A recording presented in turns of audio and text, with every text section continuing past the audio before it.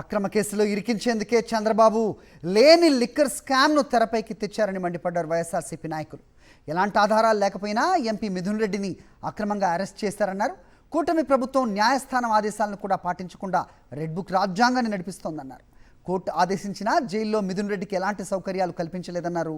తాడిపత్రికి వెళ్లకుండా పెద్దారెడ్డిని అడ్డుకోవటం అప్రజాస్వామ్యం కాదా అని ప్రశ్నించారు వైఎస్ఆర్సీపీ నేతలు. మాజీ ఎంపీ అనంత వెంకటరామరెడ్డి, మాజీ ఎమ్మెల్యే కేతిరెడ్డి వెంకటరామరెడ్డి, సుగవాసి సుబ్రహ్మణ్యం, పలువురు ముఖ్య నేతలు రాజమండ్రి జైల్లో ఉన్న ఎంపీ మిథున్ రెడ్డిని పరామర్శించారు.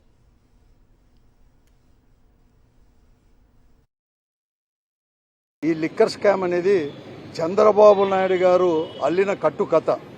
ఆ కట్టుకథ ఆధారంతోనే ఈరోజు సిట్ అధికారులు కూడా ఎంక్వైరీ చేస్తూ సరైన ఆధారాలు లేకపోయినా కూడా కాలయాపనతో వీళ్ళందరూ కూడా గడుపుతున్నారు. కొంతమంది స్ట్రాంగ్ నాయకులందరినీ కూడా ఏదో రకంగా తప్పుడు కేసులు పెట్టి నియోజకవర్గాలకి వారి సొంత ఊర్లోకి కూడా పోనీకోకుండా కూడా చేసే పరిస్థితి కూడా ఈరోజు కూడా ఉంది. ఈరోజు కోర్టు అనేది కూడా చాలా స్పష్టంగా కూడా అన్ని ఫెసిలిటీస్ కూడా పార్లమెంటు సభ్యులకు వారికి ఇవ్వమంటే ఫెసిలిటీస్ మాత్రం ఇచ్చినామని చెప్పి కోర్టుకు తప్పుడు చెప్తున్నారు. కానీ ఇక్కడ జైల్లో మాత్రం ఎక్కడ కానీ ఫెసిలిటీస్ మాత్రం కల్పించలేదు.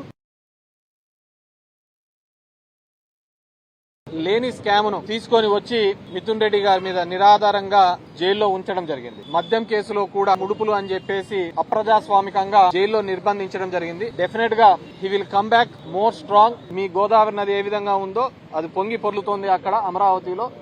మీకు మాత్రమే సొంతమవుతుంది అనుకున్న పులస రేపొద్దున ఖచ్చితంగా 2-3 సంవత్సరాల్లో మీరు అమరావతిలో చూడబోతున్నారు. అప్ స్ట్రీమ్ కి ఇవ్వబోతున్నాయి. అదే పులసల్లో మీకు అమరావతి దాంట్లో మీకు పట్టించి మీ అందరికి ఇవ్వబోతున్నాం. కూటమికి జై జై అంటే దేశభక్తులు, కూటమిని గన ప్రశ్నిస్తే దేశద్రోహుల్లాగా నిలబడుతున్నారు.